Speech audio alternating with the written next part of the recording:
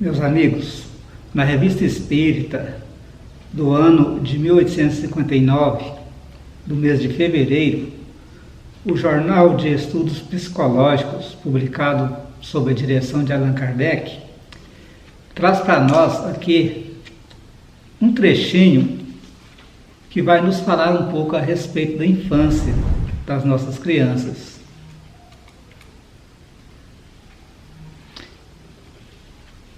É uma dissertação, que Kardec chamava dissertação de além-túmulo, que eram mensagens trazidas para nós pelos espíritos amigos, no caso para Kardec.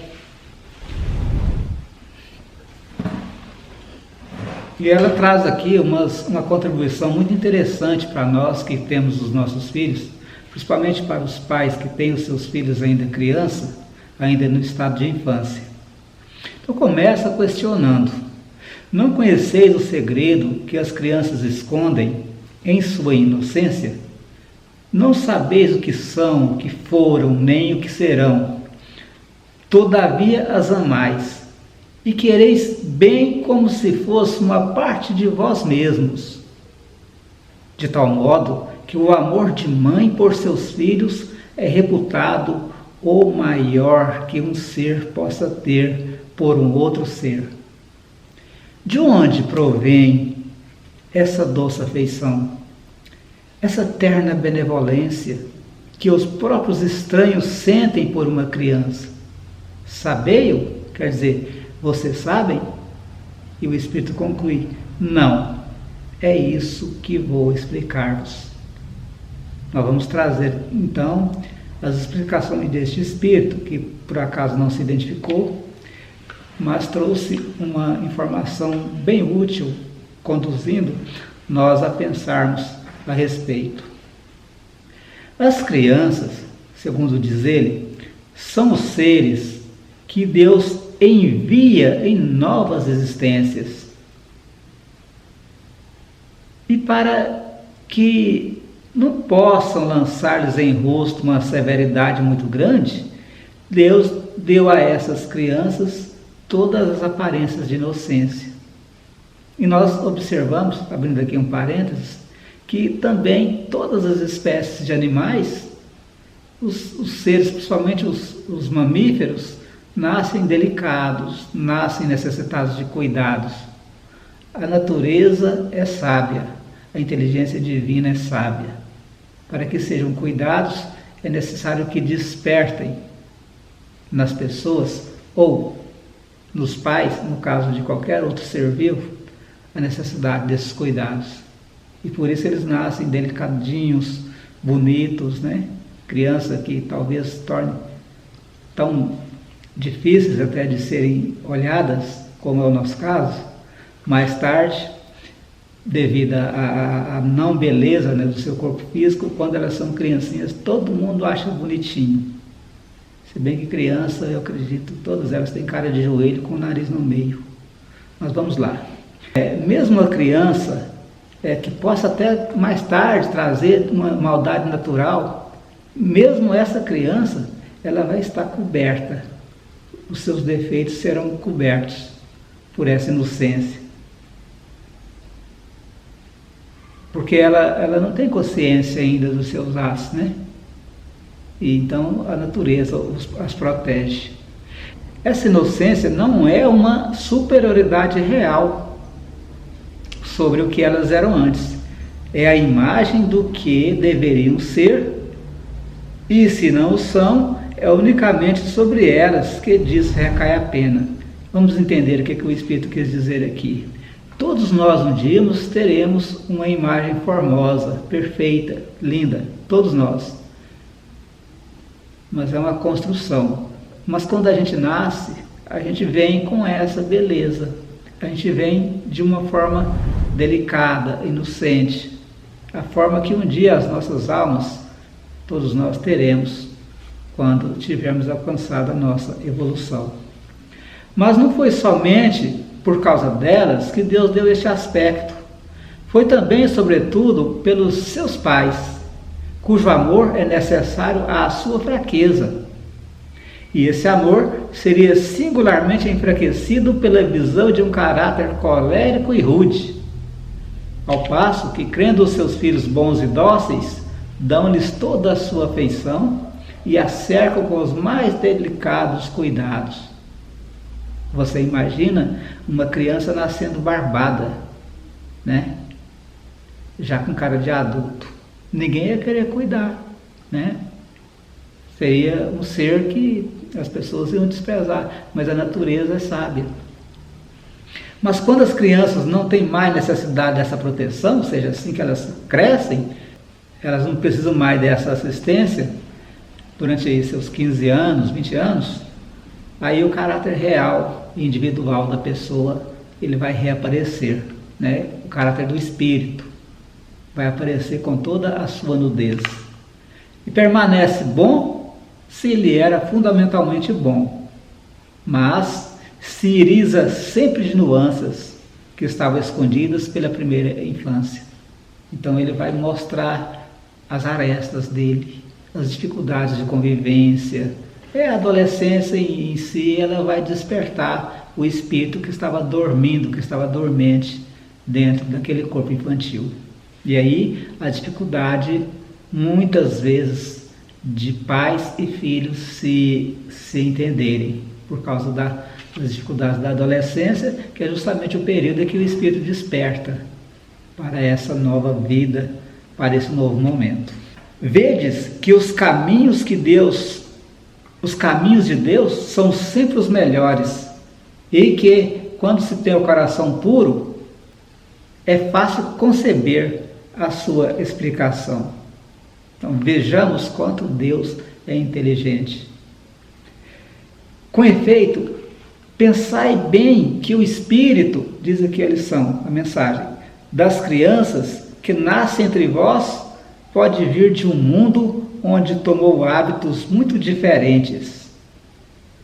Então muitas pessoas, muitas crianças nascem em nosso mundo e elas podem ter vindo de mundos estranhos, com costumes diferentes, com métodos diferentes de encarar a vida, né?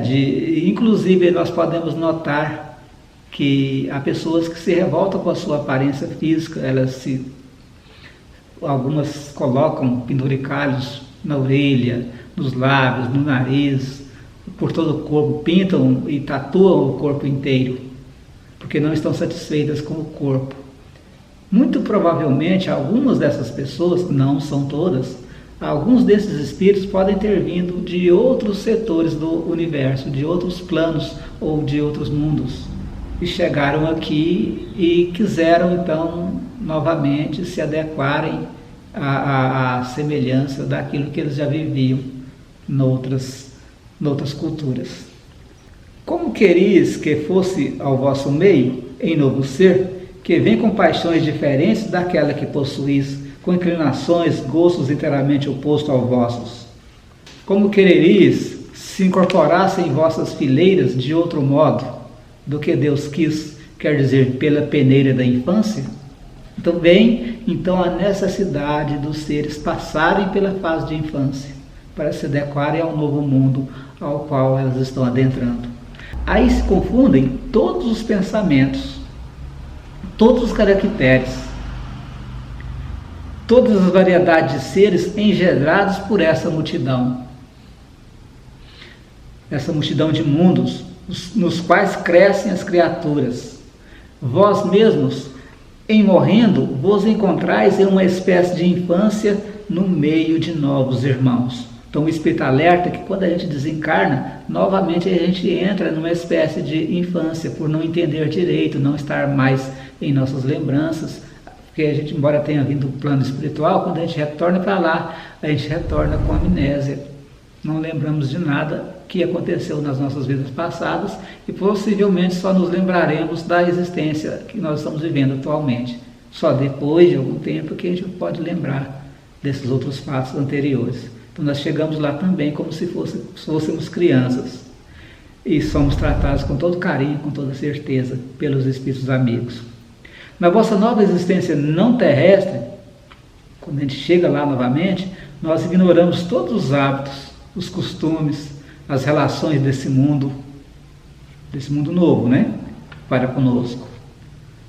Então diz aqui o Espírito: manejareis com dificuldade uma língua que não estáis habituado a falar, a língua mais viva do que não é hoje o vosso pensamento. Então, no plano espiritual, a língua pode ser substituída pelo pensamento, e por um pensamento muito mais rápido do que esse pensamento que nós temos aqui. Imagine alguém pensando em falar mal de alguém lá no plano espiritual e imediatamente os espíritos captando: você está pensando mal de fulano. Então imagine isso, né? Para algumas pessoas, talvez até para mim mesmo, vai ser bem difícil ter esse tipo de relação lá no plano espiritual. Eu fico imaginando eles lendo meus pensamentos. Meu Deus, que dificuldade. Então, gente, a infância, ela tem ainda uma outra utilidade. Os espíritos não entram na vida corpórea senão para se aperfeiçoarem, para se melhorarem. A fraqueza de juventude torna-os flexíveis, acessíveis aos conselhos da experiência e daqueles que devem fazê-los progredir.